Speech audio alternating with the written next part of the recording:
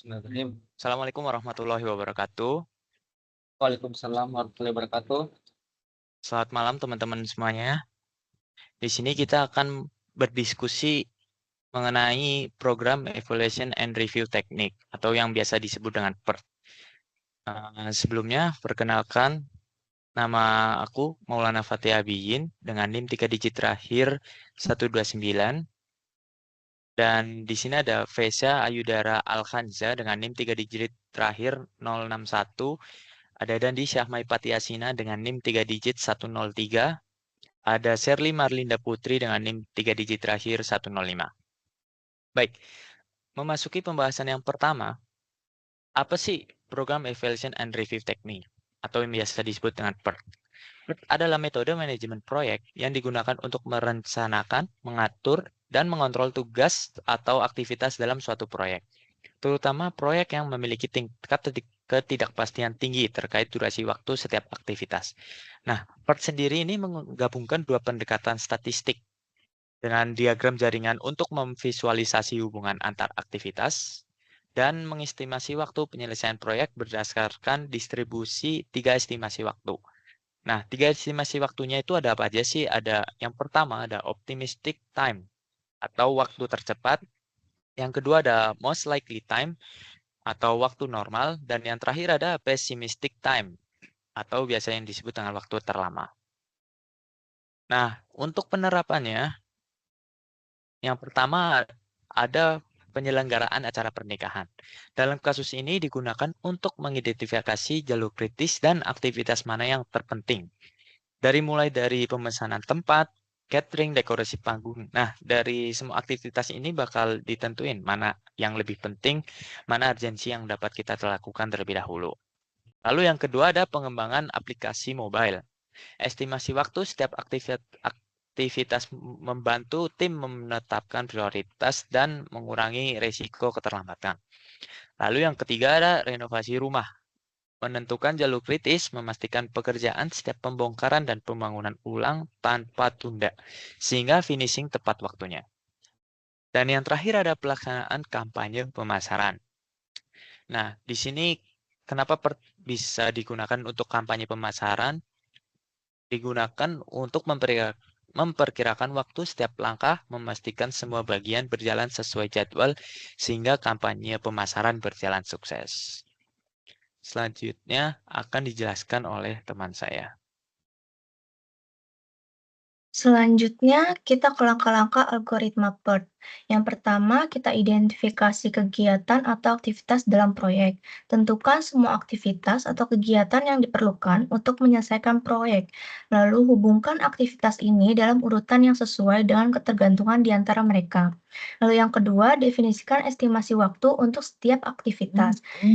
Definisikan setiap aktivitas ke dalam 3 jenis waktu untuk mempertimbangkan ketidakpastian, yaitu dalam optimistic time atau waktu tercepat dengan lambang TO, lalu most likely time atau waktu normal dengan lambang TM, dan pessimistic time atau waktu terlama dengan lambang TP. Lalu dengan menghitung waktu ekspektasi atau expected time dengan lambang TE, didapatkan rumusnya yaitu TE sama dengan TO ditambah 4 TM ditambah TE TP dibagi 6. Rumus ini digunakan untuk menghitung estimasi waktu rata-rata atau ekspektasi untuk setiap aktivitas berdasarkan distribusi beta. Lalu yang ketiga, hitung varians untuk setiap aktivitas. Untuk menghitung resiko atau ketidakpastian waktu, varians dari setiap aktivitas dapat dihitung menggunakan rumus varians sama dengan SD kuadrat, di mana lambang di sini gamma kuadrat sama dengan TP dan seterusnya sampai TO dibagi 6 per pangkat kuadrat. Dengan menghitung varians dari aktivitas dapat memperkirakan penyimpangan waktu proyek. Lalu yang keempat, kita membuat diagram jaringan PERT. Buat diagram jaringan dengan mempresentasikan setiap aktivitas sebagai node atau titik atau garis panah yang menghubungkan node atau titik. Lalu, selanjutnya tandai node atau titik mulai start dan node atau titik akhir end serta tandai aktivitas yang harus dilakukan dalam urutan tertentu. Selanjutnya kita buat diagram jaringan kerja umum dan buat diagram jaringan kerja PERT yang mempresentasikan waktu ekspektasi yang sudah dicari sebelumnya pada tiap aktivitas. Lalu yang kelima, kita tentukan jalur kritis atau critical path-nya. Kita identifikasi semua jalur dari titik awal hingga akhir dalam diagram jaringan, lalu kita hitung waktu total untuk setiap jalur, lalu diidentifikasi jalur terpanjang. Jalur terpanjang ini disebut sebagai jalur kritis atau critical path karena menentukan waktu minimum yang diperlukan untuk menyelesaikan proyek.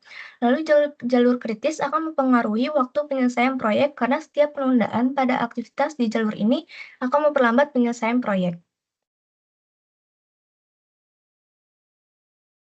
Nah, untuk langkah yang keenam yaitu hitung total waktu proyek dan standar deviasi. Jumlahkan waktu estimasi dari setiap aktivitas dalam kritis untuk mendapatkan waktu penyelesaian proyek. Jika ada varian pada aktivitas jalur kritis, hitung standar deviasi proyek dengan menjumlahkan varians semua aktivitas di jalur kritis dan mengabaikan hasilnya. Deviasi total atau yaitu varians dari aktivitas dalam jalur kritis. 7. Perkiraan probabilitas penyelesaian proyek dalam waktu tertentu. Gunakan distribusi yang memperkirakan kemungkinan penyelesaian proyek dalam waktu tertentu dengan rumus probabilitas adalah dengan Z total sama dengan X min mu per gamma. Next.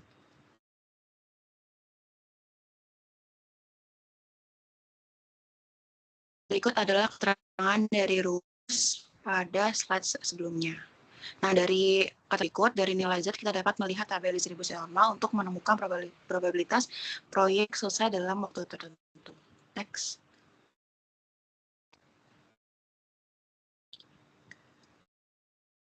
Nah, berikut adalah kasus penerapan PERT dengan tabel dapat dilihat di layar. Pertama, kita akan menentukan expected atau rata-rata atau mean durasi dari setiap aktivitas. Yang kedua, buatkan diagram jaringan proyeknya dengan lengkap. Yang ketiga, tentukan slack time dan jalur kritisnya. Yang keempat, berikan gambar jalur kritisnya di dalam jaringan tersebut. Yang kelima, berapa lama total waktu penyelesaian dalam proyeknya. Nah, untuk penyelesaiannya dilanjutkan oleh rekan saya.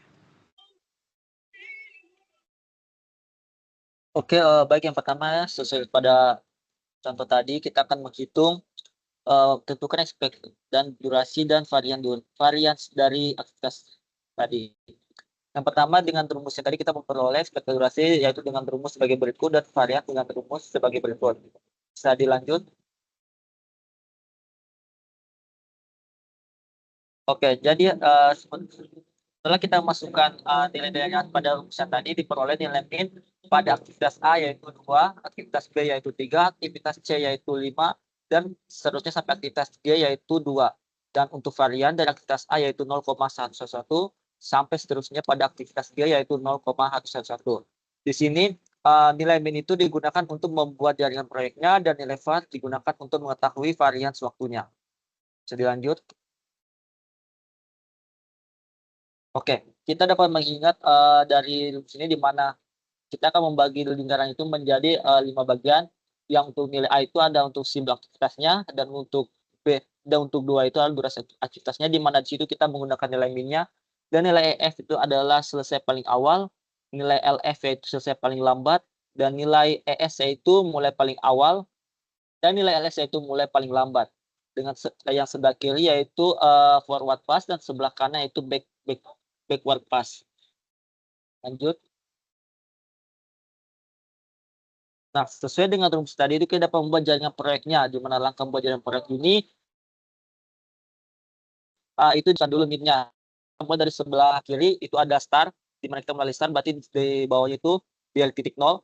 Selanjutnya kita ke bagian atas, di bagian atas adalah A itu tadi untuk minnya itu yaitu 2, dan untuk bagian bawah B yaitu nilai minnya 3. Dan untuk C nilai minnya 4, nilai minnya 5, dan untuk D nilai minnya 9.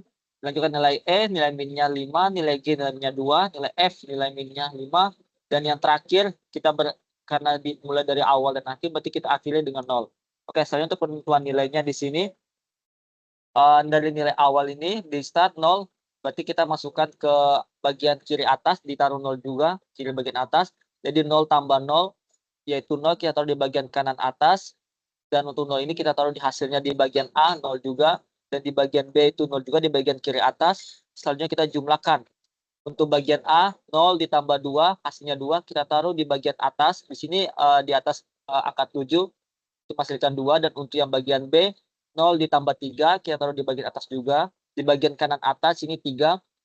Selanjutnya, untuk bagian A, angka 2 yang tadi itu kita pindahkan ke bagian C, kita letakkan di bagian kiri atas, 2. Dan untuk bagian D, kita angka 3 yang tadi kita taruh di bagian kiri atas, 3. Selanjutnya kita jumlahkan dengan nilai minyak. Dan untuk nilai C diperoleh 2 ditambah 5, 7, kita taruh di bagian kanan atas. Dan untuk bagian D, 3 ditambah 9 masih dan 12.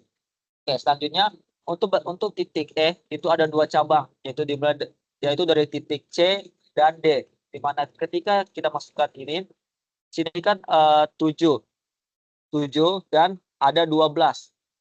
Untuk kalau dari kiri ke kanan itu kita menggunakan forward pass, di mana kita mengambil nilai yang paling besar, berarti kita ambil nilai 12 yang berasal dari titik D. Maka nilai 12 dimasukkan ke dalam titik E di bagian kiri atas. Kemudian kita jumlahkan kembali 12 ditambah 5, di mana 5 itu adalah nilainya, menghasilkan 17, taruh di bagian kanan atas. Dan kita taruh nilai 17 itu di titik G, yaitu di bagian kiri atas. Selanjutnya kita jumlahkan kembali 17 ditambah 2 menghasilkan 19, kita taruh di bagian kanan atas. Selanjutnya untuk N ini kan ada dari nilai F, itu kan dimasukkan 12 ditambah 5 itu 17. Nah, seperti yang tadi dikatakan di awal, kalau dari kiri kita menggunakan forward pass, di mana kita mengambil nilai yang paling besar, maka di antara 17 dan 19 yang paling besar adalah 19, maka kita masukkan 19 di bagian titik N, yaitu bagian kiri atas. Selanjutnya kita kembali lagi mulai dari N, kita mau menuju ke start. Itu nilai 19 ini kita taruh di bagian bawah, 19. Selanjutnya 19 ini kita kurangi lagi. Kita kurangi dengan 0 menghasilkan 19 untuk titik F, yaitu di bawah angka 17 itu bagian kanan bawah. Dan untuk titik G dapat kita taruh lagi nilainya 19. Selanjutnya dari G ke E itu 19 dikurangi 2 dikurangi min yang tadi menghasilkan titik 17. Kita taruh di bawah nilai kanan bawah. Selanjutnya untuk yang F 19 dikurangi 5 menghasilkan 14, kita taruh di bagian kiri bawah, di bawah angka 12.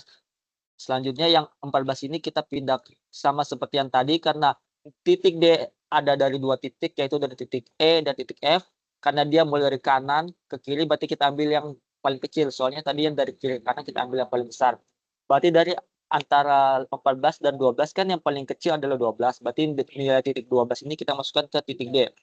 Pastikan ditaruh di bagian kanan bawah. Selanjutnya dikurangi lagi 12 dikurangi 9 hasilnya 3. Ini di sebelah kiri bawah ini, di titik di bagian kiri bawah.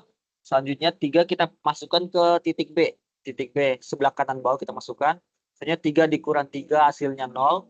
0 kita masukkan ke awal ke bagian start. Pastikan diagram seperti itu. Jadi dapat diperoleh untuk diagram pengerjaan itu seperti berikut. Lanjut ke nomor 3.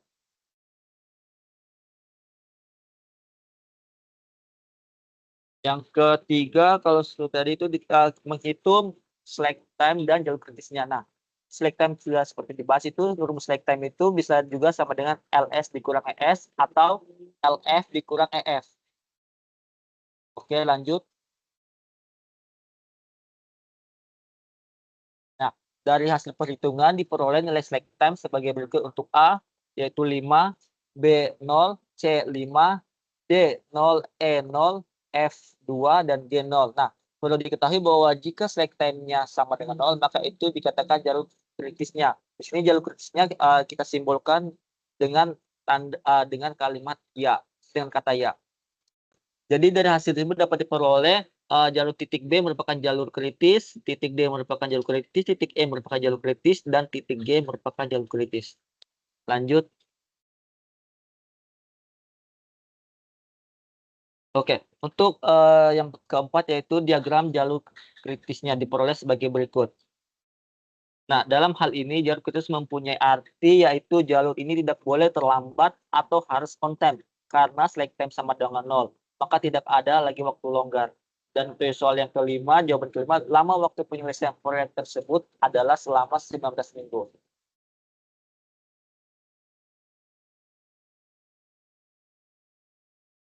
Baik, sekian diskusi dari kelompok kami. Kurang lebihnya mohon maaf. Wabillahi taufiq wal hidayah. Wassalamualaikum warahmatullahi wabarakatuh. Waalaikumsalam warahmatullahi wabarakatuh.